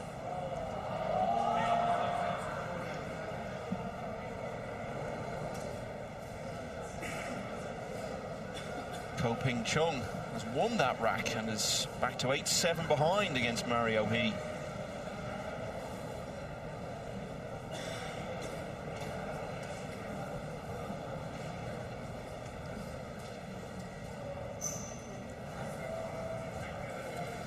Here we go, 2 rails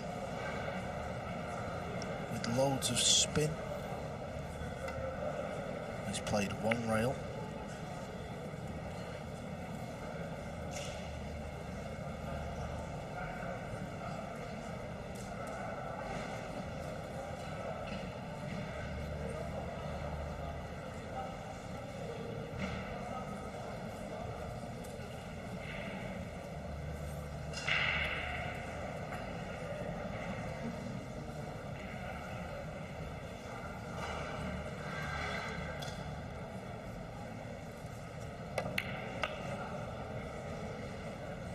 This is very good. He had to get the cue ball high up the table for this combo.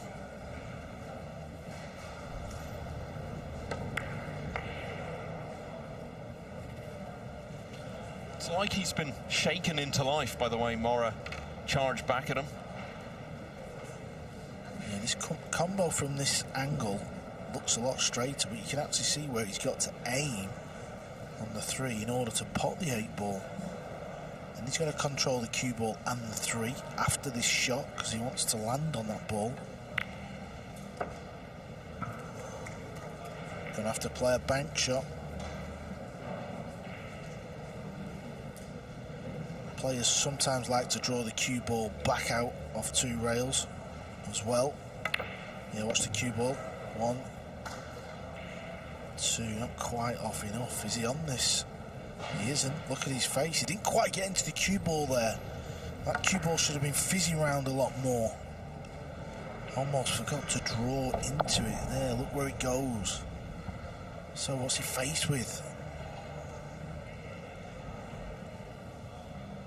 That's a nod, but it's a nod that says no.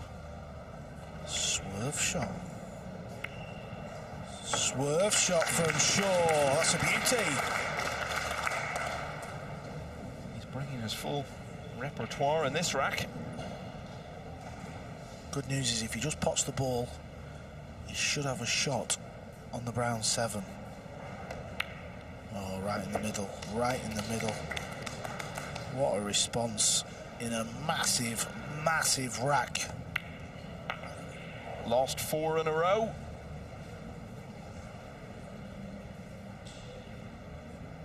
But now he's won the next 4 and is right back where he was when he led 6-4. He's 2 ahead, and this time it takes him to the hill. So, Victor Zalinski with that dramatic win over Moritz Neuhausen. Wonderful turnaround. Left himself a tense 9 to finish. And of course, afterwards, we really wanted to hear what he thought about it all. Victor, what a comeback. Oh yeah, amazing. From finally I found myself when I was down 8-3, like in the beginning, nothing worked for me.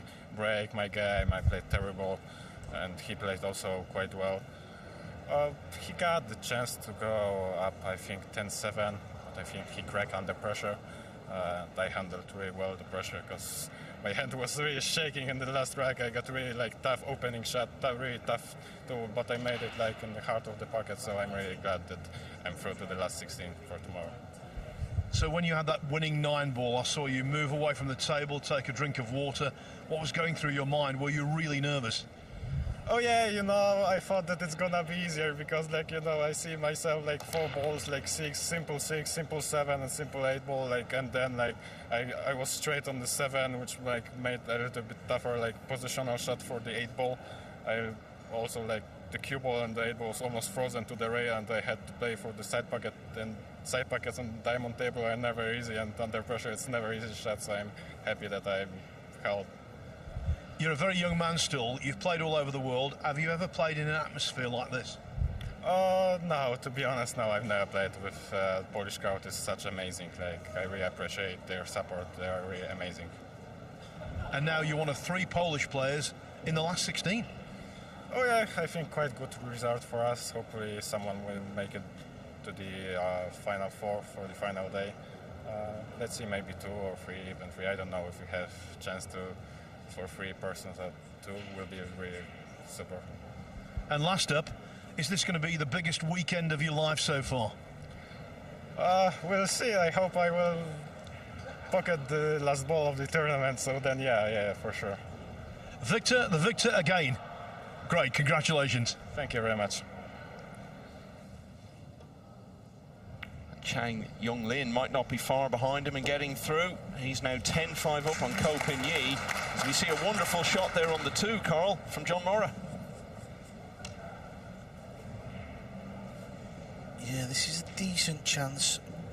If he can pot this ball and miss the 8 ball, he's striking down on this. That tells me he can't. So he's trying to force the cue ball into the 8. This can go wrong. 2 for 1.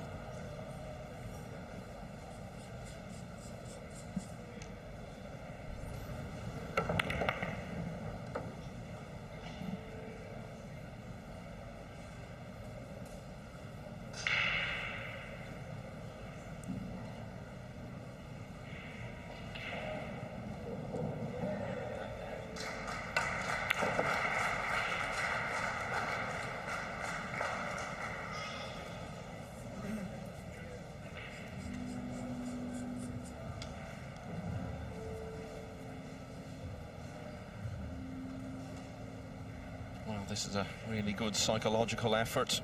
Did all that work to get 8-6 up. And losing 4 in a row. And now just clinging on to his hopes of getting through once again to the last 16 of the World Championship. Been there a couple of times before. You feel with the way he's played over the last 12 to 18 months, if he could get there again, he might have more of a chance of going even deeper this time.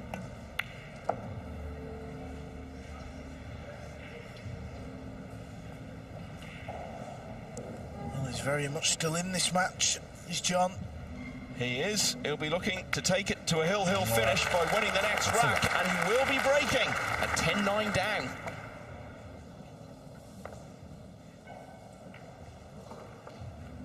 Now we're going to go over to table 3. Chang Yong Lin on the hill against Ko Pin Yi. Ko, a former winner of this title. Chang got to the quarters last year. Someone definitely capable of winning this event. Oh, watch the 9, watch the 9. What a way to finish. Chang Yong-lin is an 11-5 winner with a golden break to close it out against Ko Pin Yi, and he'll be back here tomorrow to play Victor Zalinski. If he wins, he'll be in the last 8 for the 2nd year in a row. All of which means only 3 places now remain. And in our picture there, Carl still has a very good chance of claiming one of them. Trailing by 10 racks to 9. Been breaking very well so far. Boy, does he need a good one now. Trailing 10-9, Morra to break.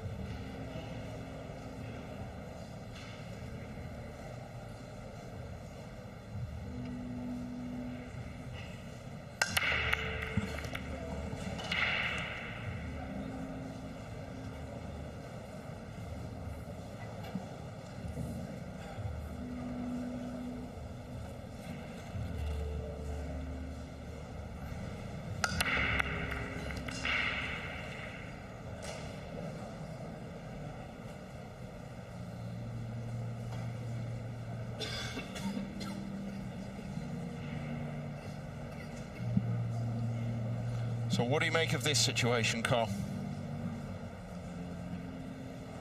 He's got the 1 down off the break. What's left facing him? I believe the 2 will pot in the centre, but it is tight.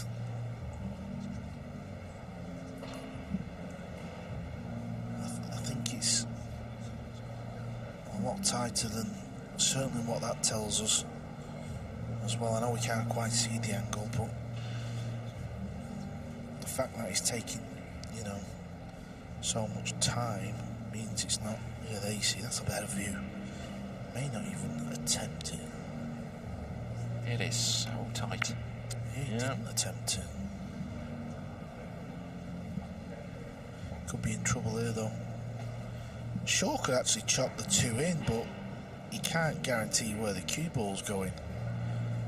So if he does pop the 2, if he goes for it, maybe he's just going to rely on a little bit of luck. At least the 3's near a pocket. But he could also bounce the 2 ball back up table and try and get the cue ball in behind the 3. I don't blame him for going for this though. As well as I don't blame him for playing safe. Yeah, he's played safe. Oh, but that's not safe. Ball in net. What a mistake. Yeah, that is not good, is it? Not good at all. Have a look at this. Oh, straight in the pocket. I don't like to use the word careless about some of the best players in the world, but I think clumsy seems appropriate. Also, I think as good as Shaw pots, I think sometimes you've got to take your chance. I think someone like SVB would have chopped that ball in and take your chance. Rely on a little bit of luck with a cue ball, especially where the 3 was. 8-all Mario He and Ko Ping Chung. 9-all Petri Mäkinen and Niels Fyen. A chance for John Morra to make it 10-all here in the other of the 3 remaining matches out there.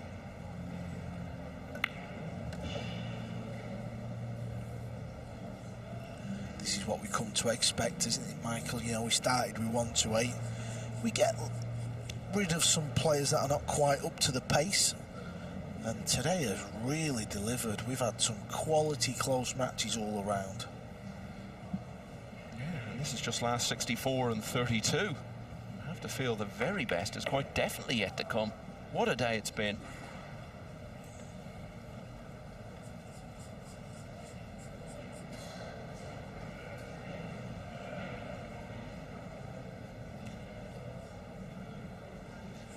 Backs to the wall, your opponent's on the hill, and you're 1 behind.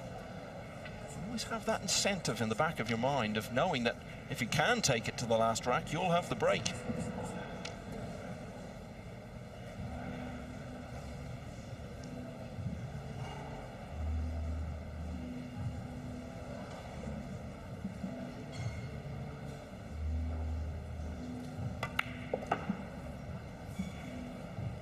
John hold himself together?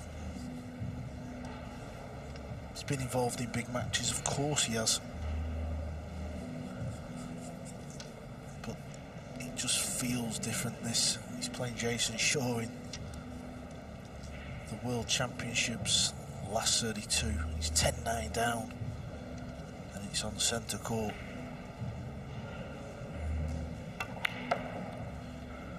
Six Canadians started out in this championship. Two of them got through to the single elimination stage. Both of them advanced to this round. Alex Pagulayan's memorable run ended by Alexa Paychelge. John Morra left to carry the maple leaf alone. But can he carry it into the weekend?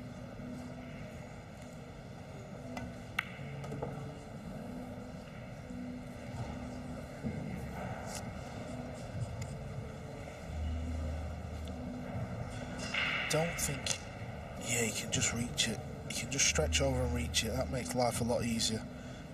I actually thought maybe he'd need to use the bridge, which would have changed things a little bit. Doesn't want to land short on the 8. He's landed a little bit short. He'll probably just roll forward. I mean, he's still okay.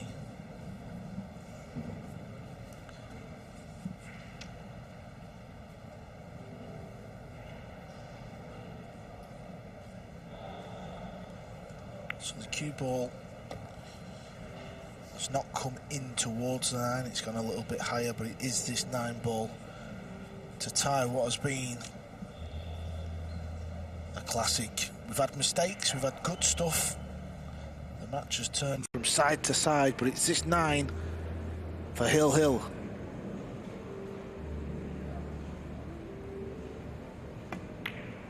What a mistake from Shaw. What a gift was handed to Morra. What composure he showed to see out the rack and level at 10-all. He'll be breaking in the decider, Carl. Incredible scenes here.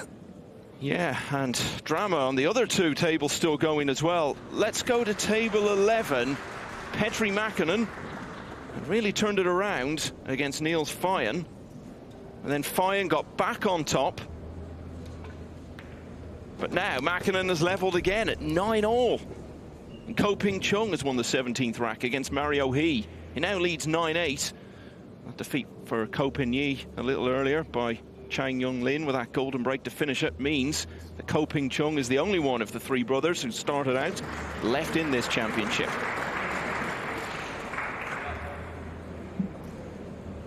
It's the deciding rack. Morra to break. Summed up by referee Marcel Eckhart. This rack decides it all.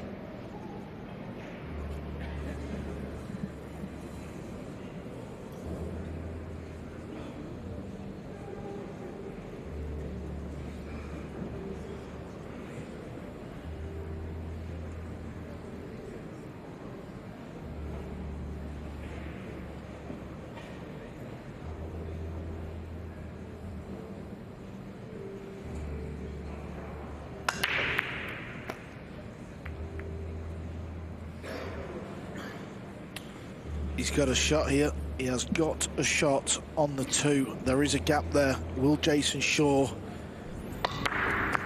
get out of his seat in this final rack? But it's the first chance to the Canadian. Can he close the match out? Can he get on the 3 ball? Well, it actually looks tight from that angle.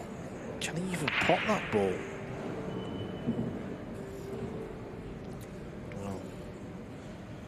Face tells it all. That camera angle makes it looks like he can pot the 2, but the other one, yeah, that is, wow. Can he pot the 2?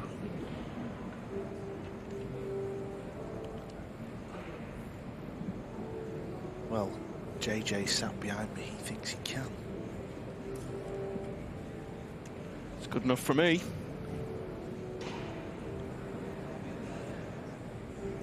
This is definitely tight, this one. I'm not so sure.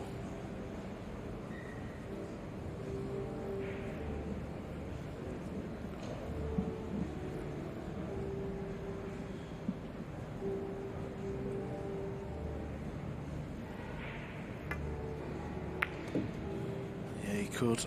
And the cue ball's coming around good. This has turned into a really good chance now for John Morra. All the balls are there. This is a case of just holding yourself together. The purple 5 to the green 6 is going to be key, but he can get on the 5 wherever he wants, really, because of where the pink 4 is. It is predominantly a test of nerve and composure at this stage. All the signs from recent racks have been very encouraging in that regard for the Canadian.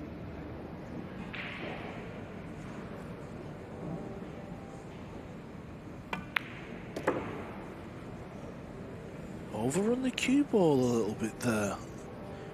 Now he's got to just play this into a blind side pocket. Cue ball's going to be travelling round, so that's going to be making the position a little more dangerous.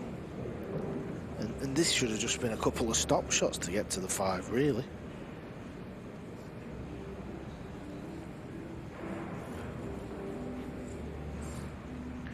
I wonder if the brown 7 passes the 8 ball. If it does, that is going to be good news for John Morra.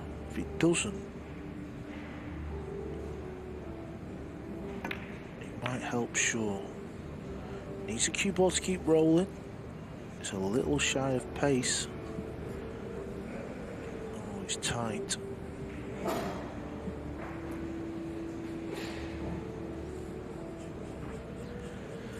Not ideal, the cue ball here though, because he's coming away. He can't really get back down on that side. He's going to play a couple of rails here.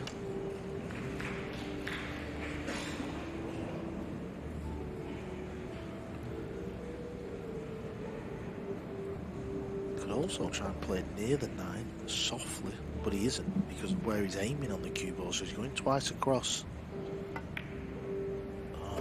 He's played that nice. He could just float it in.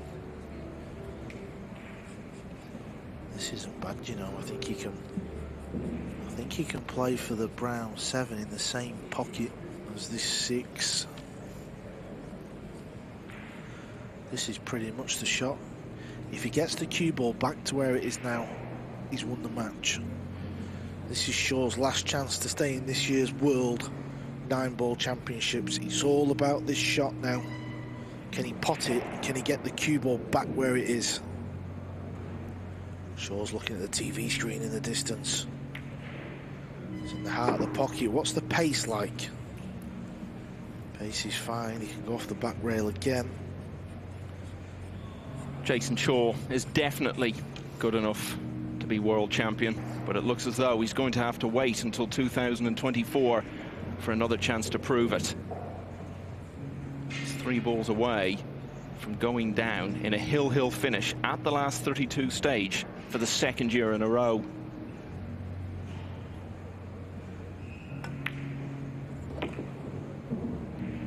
It was a safety shot from Shaw at 10-9 up. It was a poor shot. He could have gone game, took a risk. He decided not to. And it looks like it's going to cost him this match and a place in tomorrow's last 16.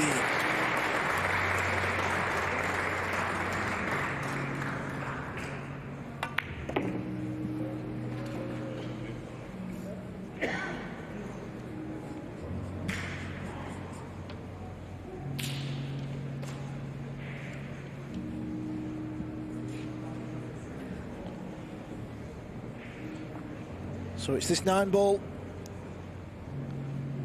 to qualify for tomorrow's final 16.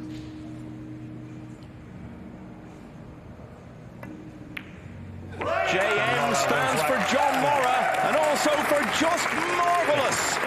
He was 6-4 down. He went 8-6 up. He later trailed 10-8. but has showed wonderful nerve and composure to take the last three and end the hopes of Jayson Shaw, the last remaining British player. Morra the winner, 11-10. What a day three. What a weekend we have to come.